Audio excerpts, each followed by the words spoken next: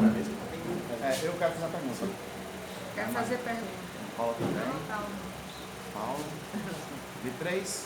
Eu quero também. Minha pergunta é... Quer papel?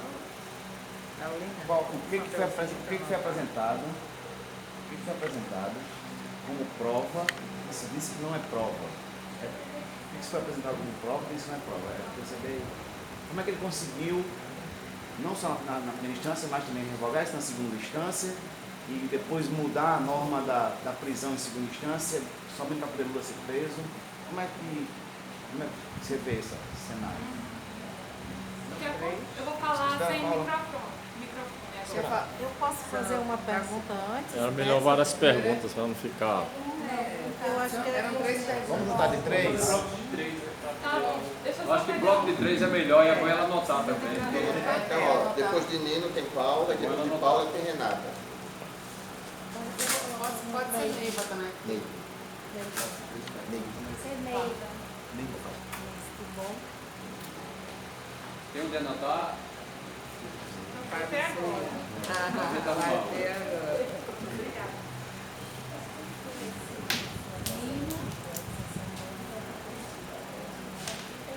Provas. Toma uma aguinha que você falou muito, viu? Tá bom, já tomei. Toma mais água, você falou Pode muito. falar. Bem, desde o começo, gente, primeiro parabéns, porque é uma memória muito boa e parece que você foi mesmo a fundo na história. Mas, de início, foi só pela raiva, né, que eles começaram a delatar. Primeiro, essas delações são algo assim muito estranhas, porque elas são feitas com a pessoa presa. Ela não poderia ser, né? Eu acho que essa norma da delação ela é muito grave, porque a pessoa está presa, obviamente está assustada, obviamente vai ter prêmios muito grandes, né? Mesmo parece coisa da loteria do PT de hoje. Então, prêmio muito grande. E afinal de contas, você como uma jurista, o que é que você acha dos advogados de Lula? Será que eles conseguiram chegar realmente ao fundo da questão?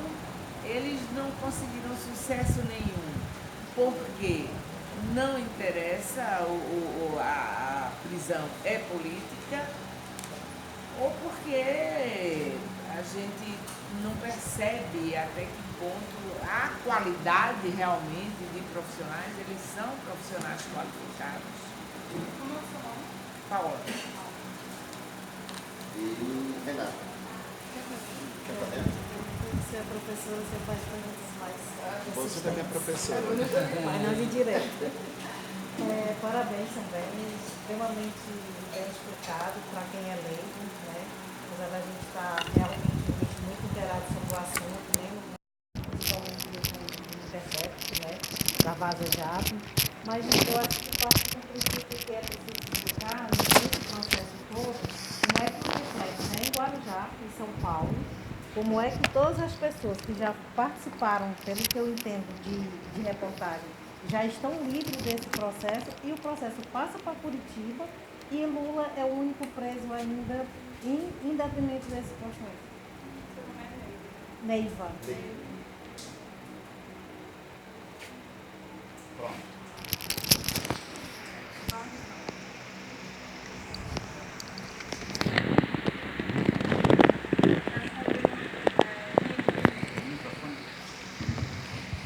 Respondendo isso primeiro.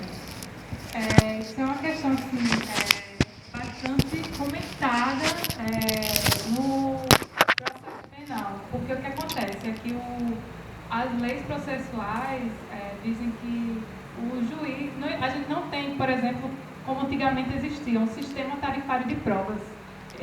A lei determinava o que era a prova e qual era o valor dessa prova no processo.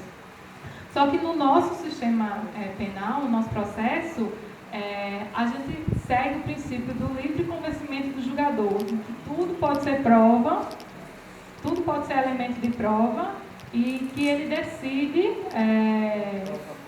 ele usa o que ele bem entender como prova para condenar ou para absolver. E aí o que acontece é que existem algumas limitações, entre aspas, que ele fala que a decisão tem que ser fundamentada, tem que ter coerência com o que foi produzido no processo e que uma das restrições que eu considero importante, que isso foi claramente violado, foi que a prova oral ela não pode ser usada em exclusividade para condenar. E ele fez isso, ele condenou com exclusividade em provas orais. Mas ele tem alguns indícios que ele também utilizou para a condenação que eu acho muito interessante. Ele fala, por exemplo, que o fato de Lula, quando ele se posicionava em assuntos relacionados à corrupção, ele fala que Lula se posicionava genericamente, dizia que os culpados devem ser condenados, e que isso é um posicionamento muito fraco, que ele não era incisivo e que por conta disso ele mostrava que ele era conivente com a corrupção e que isso era um indício, um elemento de prova para condenar ele. Então, o problema maior é que tudo pode ser prova. Tudo que o juiz entende. Mas a segunda instância? A segunda instância, que acontece? Tem um fato interessante também sobre a segunda instância. É que o relator do processo de Lula, que é o José Gebran Neto, ele é amigo de Moro. Desde da faculdade, da pós-graduação, na verdade, nos agradecimentos, tanto da dissertação quanto da tese, Moro cita o Gebran como um dos agradecidos. E aí, como ele é o relator, ele é o primeiro a fazer o seu voto. E no voto dele, ele passou por cima do mesmo modo. Esses elementos que foram considerados prova foram aceitos, inclusive a pena de Lula foi majorada na segunda instância, né? De 8 passou para 12 anos e aumentaram também a multa que ele recebeu.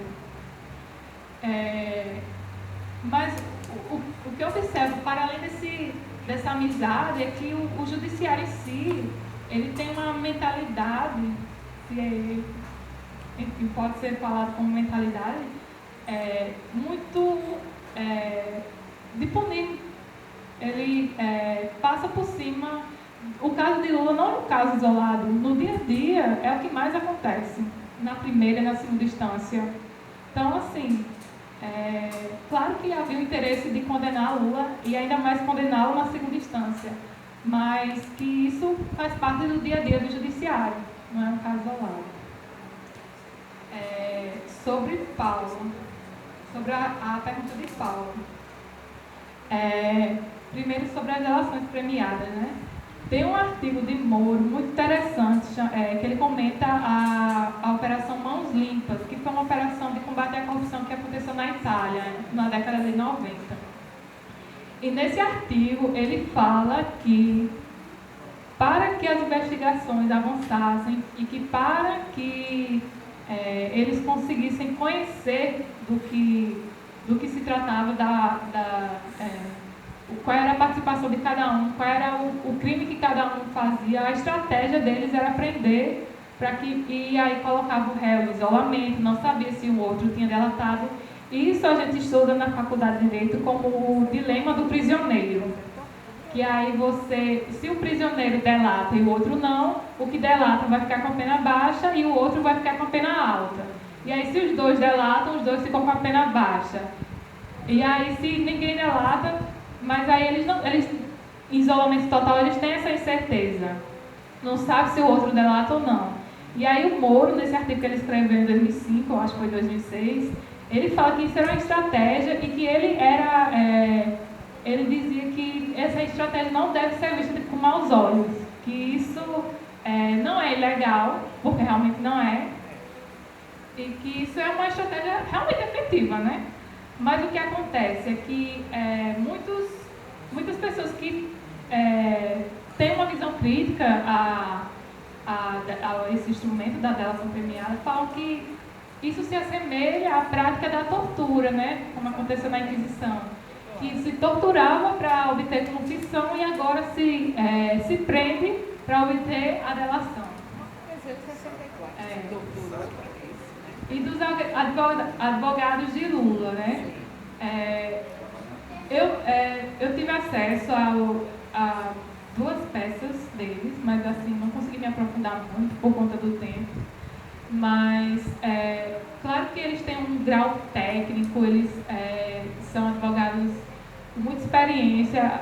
O que a gente vê, assim, pelo menos eu, saindo agora do curso, e a prática da advocacia é algo muito diferente.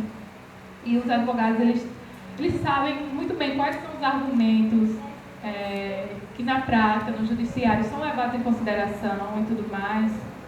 Só que o problema que eu acho principal é que o processo judicial durou menos de 1 ano.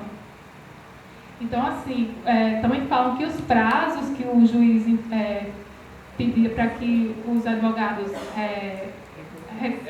mandassem a resposta, né, diante de algumas... quando quem acusava mandava alguma petição, a defesa tinha, digamos assim, 5 dias para responder, alguma coisa assim nesse sentido. O prazo era muito curto. Então, assim, foi um processo que durou pouco tempo para sua magnitude. Por exemplo, tanto a acusação quanto a defesa arrolou por quase 30 testemunhas cada uma. Isso só a defesa de Lula, mas tinham outras 7 pessoas também que estavam sendo acusadas. Então, assim, mais de 100 testemunhas para um processo que durou menos de 1 ano, com todas as peças processuais que foram colocadas no processo judicial. Então, assim, é uma coisa assim, que não é humana. Então, essa é a avaliação que eu posso ter da defesa deles, sabe? Falhas. E a outra questão, que é a de Neves, sobre o processo em Curitiba. Essa questão da competência é uma questão assim, que é muito debatida, é uma das questões assim, principais do processo. Porque a lei define que se existe um imóvel e se tem um litígio acerca desse imóvel, o litígio deve acontecer na área de jurisdição que o imóvel está, né? E aí, quem seria competente para julgar Lula seria a Justiça Estadual de São Paulo. E aí, paralelamente às investigações da Lava Jato, aconteciam as investigações do Ministério Público Estadual de São Paulo. Porque o que acontecia? O Ministério Público Estadual de São Paulo suspeitava que, como Marisa não respondeu ao chamado da OAS para ou renovar o contrato ou receber o dinheiro de volta, se suspeitou que ela teria cometido, ela e Lula teriam cometido o crime de estelionato contra os demais moradores, as outras pessoas que tinham comprado o prédio, porque eles teriam sido enganados. Não tinha se resolvido essa questão, então eles teriam sido enganados porque havia uma pessoa no apartamento que não tinha resolvido essa questão, talvez recebesse um apartamento que não era aquele que tinha adquirido inicialmente. Então, paralelamente, havia essa investigação. Só que o que foi que o pessoal de Curitiba fez? Colocou que essa vantagem que o Lula teria recebido nesse apartamento veio de propina de 2 refinarias da Petrobras. E como a jurisdição de Curitiba, da Justiça Federal, investiga os crimes relacionados à Petrobras, então haveria essa conexão com esse processo. E aí, apesar do Ministério Público de São Paulo ter oferecido denúncia, a própria juíza de São Paulo, quando recebeu, ela não aceitou, ela disse que o caso tinha que ser julgado em Curitiba, porque as investigações de São Paulo não conseguiriam dizer de onde vinha esse dinheiro, e já as investigações de Curitiba tinham conseguido dizer que era da Petrobras e que ela via que havia essa conexão, mas que, na verdade, foi uma elaboração, tanto desse pessoal de Curitiba quanto desse de São Paulo, de devolver, sabe, a denúncia para eles. Então, foi meio que todo mundo um grande acordo aqui. Nosso grupo de 3 perguntas. Renata, Vladimir e Danilo. Carol, assim, você comentou no início que na denúncia os trocadores de Curitiba descreveram Lula como um grande chefe da operação. Assim, o que significa?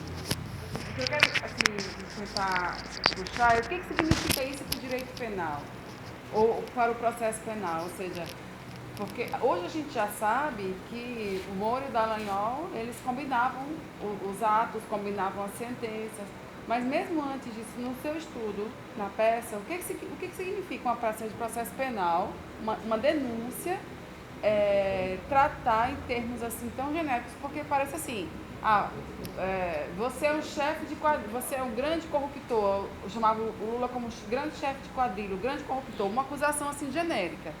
Porque me parece que isso já é uma postura indefensável. Por mais que os advogados fossem bons, né, eu queria que você comentasse isso com relação aos princípios do direito penal e do processo penal. O que significa essa denúncia? Vladimir. Quem quiser fazer a pergunta diretamente no microfone, para alguns que não estão escutando direito, fique à vontade também, viu? Porque às vezes a pessoa fala baixo e a gente não escuta a pergunta. Então é bom, quem quiser se dirigir ao microfone também para fazer a pergunta, fique à vontade. Vê se eu estou enquadrado. Não, eu queria só assim, que você reforçasse um aspecto, porque a gente tem um processo que veio à tona com as denúncias do Intercept. Tá? Não só com a denúncia do Intercept, mas todo o processo onde o juiz Sérgio Moro foi remunerado, né? Recebeu um prêmio de ser ministro, né? Que isso aí caracteriza todo um processo de planejamento, de execução, né? de um processo. Né? Os depoimentos dele na Câmara, onde inclusive o deputado Glauber chegou a tratá-lo como juiz ladrão, né? Ele está rotulado no mundo todo a partir desses processos de confronto político, né? Que ele não se sustenta em relação ao que ele conduziu, né? As vinculações e os passeios, as visitas aos órgãos de inteligência de americanos, que ele tem rotineiramente desde há muito tempo, né? Desde o processo inicial da Lava Jato, que na verdade a Lava Jato tudo faz crer que foi um processo planejado mesmo, foi uma coisa arquitetada, né?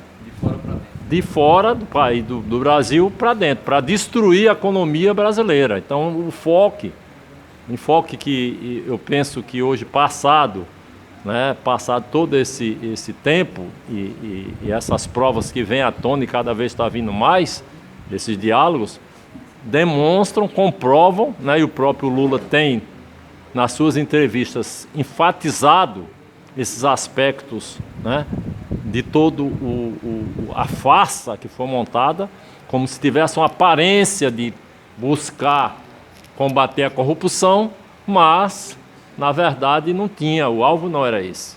O alvo justamente é quebrar a economia, porque mesmo nos países avançados onde se combate a corrupção, né, combate essa corrupção sem destruir as empresas, né, sem esfacelar as empresas, sem enfraquecer as empresas. Então, gostaria que tu focasse um pouco mais diante dessa realidade que vem à tona e cada vez mais se intensifica, esse aspecto mais político, né, e esse processo de farsa que foi montado. Boa noite a todos. Gostaria de agradecer primeiro a você, Carol, parabéns pela explanação, certo? Ao Comitê do Livre de Castelo Branco e ao Lindenberg, por ser o presidente da associação. Obrigado mesmo pela força. Você foi morador do bairro? Também, quando eu fazia meus cursos aqui na Federal. Então, Carol, a minha questão é bem rápida, certo? A gente sabe que a questão do lawfare é muito visível dentro desse processo da Lava Jato. E o lawfare ele é sustentado dentro de um tripé. Então, esse tripé ele tem como questão geográfica, que foi justamente o que a professora Neiva falou, tem a questão jurídica, certo? E tem a questão midiática. Então, a que ponto a gente pode colocar como certeza absoluta que a Lava Jato, hoje já estamos na 65ª fase da Lava Jato, sempre buscando a condenação do presidente Lula e eles não estão encontrando essa condenação. Estão se sustentando em PowerPoints, em burlar os próprios documentos de acusações, certo? E justamente a questão do tempo de absolvição da causa, da jurisprudência, para que a ação dos advogados possam atuar. Então, a minha pergunta é justamente nesse sentido. A que ponto a gente pode justificar que houve essa questão do lawfare instaurado e a participação da Lava Jato dentro desse processo?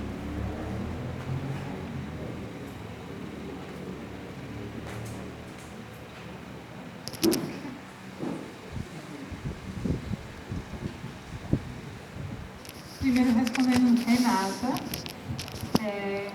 ela perguntou sobre por que na denúncia os procuradores falaram que Lula era o chefe do esquema de corrupção, o chefe maior, o maior beneficiário. E um dos argumentos da defesa de Lula é de que o que existe na nossa regra processual, é de que quando há uma denúncia, a imputação de um crime deve ser descrito quando, como, as circunstâncias, os meios que isso aconteceu, e isso não foi descrito. Na verdade, tem um momento da denúncia que ele fala assim, que esse crime, não sabemos a data exata, mas não lembro se ele fala com certeza, mas provavelmente ocorreu entre os anos de 2006 a 2012. Não lembro exatamente se foram essas datas, mas ele dá um período de 6 a 8 anos. Então, assim, a própria denúncia, ela já entra com várias arbitrariedades, do modo como estava, se a gente fosse seguir à risca o que a lei diz, ela não poderia ter sido aceita. Mas o que acontece? Além dela ter sido aceita do modo que estava, o juiz, quando aceitou, ele foi explicar a atuação de cada um, ele foi explicar a denúncia.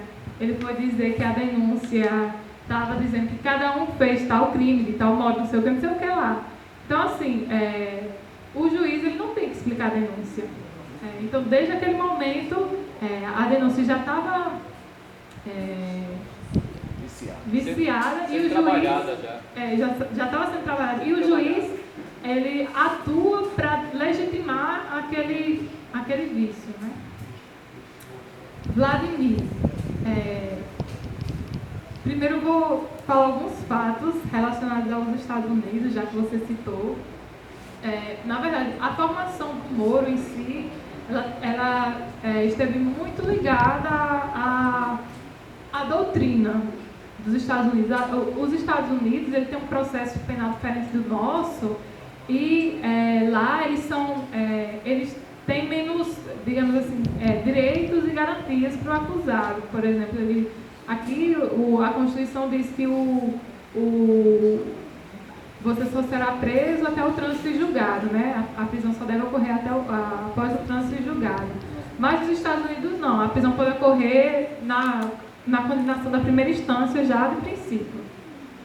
Mas o que acontece é que o Moro, durante o mestrado, ele fez um curso, ele fala, todo mundo fala, não, ele fez mestrado, fez doutorado em Harvard, ele fez um curso lá em Harvard de 40 horas. E ele fez esse curso e aí ele fala que eu não lembro se é a tese ou a dissertação dele, mas ele faz uma comparação, ele traz o direito comparado entre os Estados Unidos e o Brasil.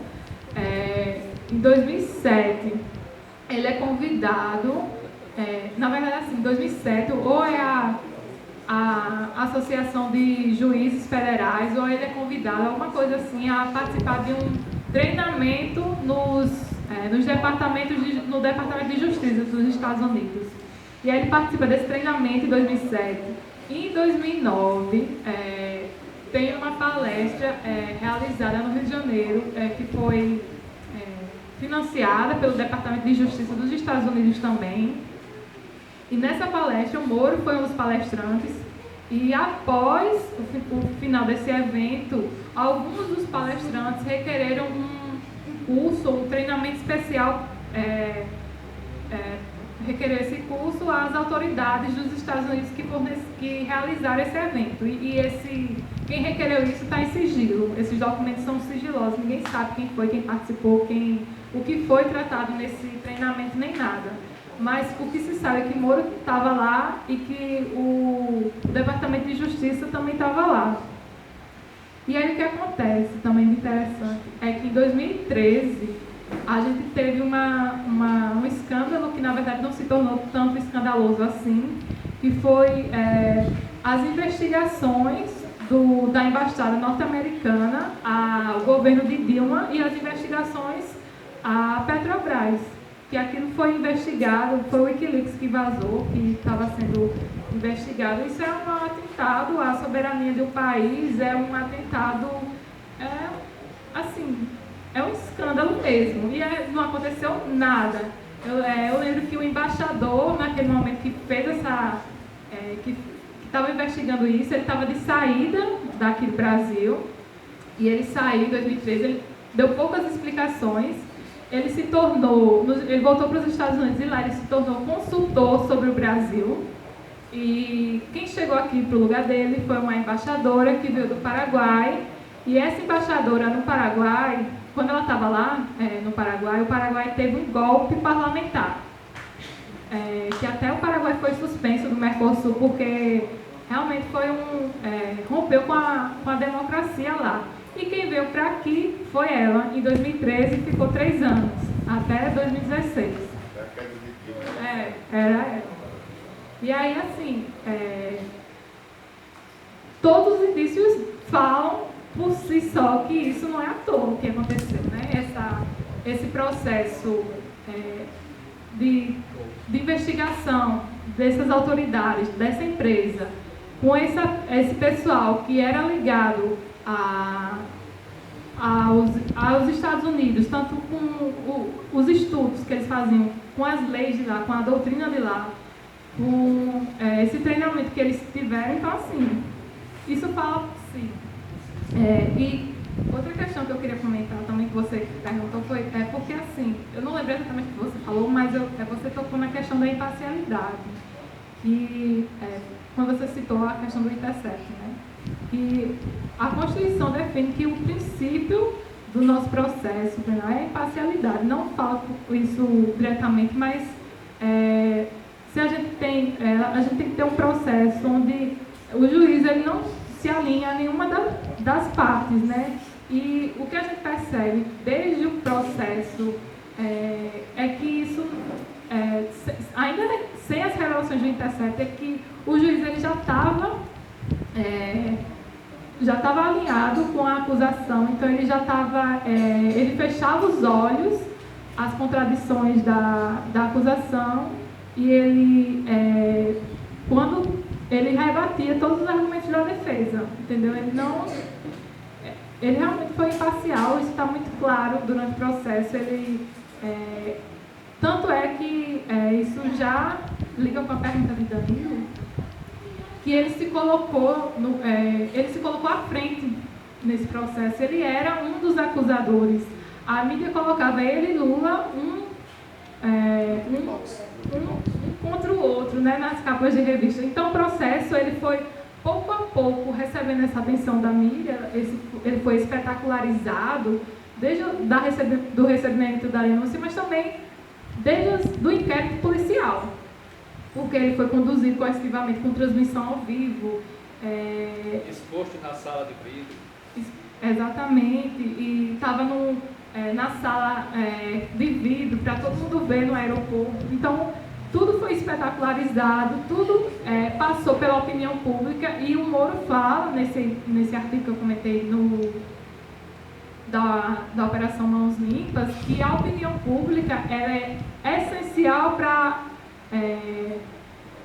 o sucesso dessas operações contra a corrupção. Então, assim, ele sabia muito bem que ele precisava da mídia trabalhando ao lado dele. Foi o que aconteceu.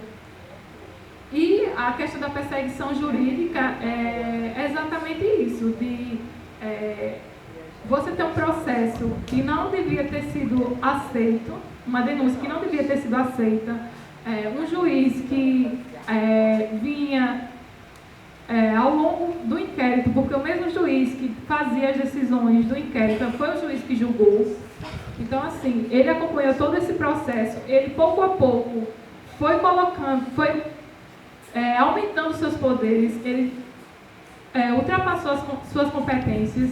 Então, assim, a perseguição jurídica, o lawfare, está muito claro aí, porque é um processo político, não é um processo jurídico. Se a gente fosse observar as leis, não devia nem ter sido aceito a princípio. E agora, Roberto Brice.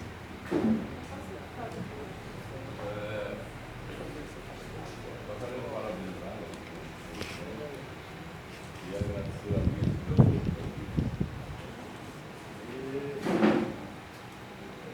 esclarecimento que damos conceitual. É sabido que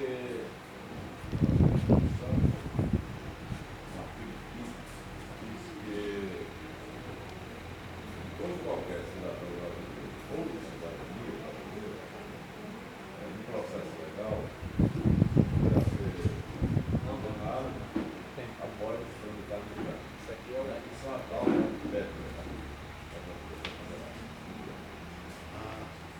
E essa cláusula, e qualquer cláusula da Constituição Federal, só pode ser modificada pelo Congresso Nacional. Isso é sabido. Eu gostaria que você esclarecesse como o Supremo Tribunal Federal, que não tem competência para modificar uma cláusula técnica, ele muda, né, ao seu bel prazer, aprovando a condenação de um chefe, sem que tenha nenhuma competência para isso. E aí foi a causa maior da prisão do nosso presidente. Tá, você esclarecer. Também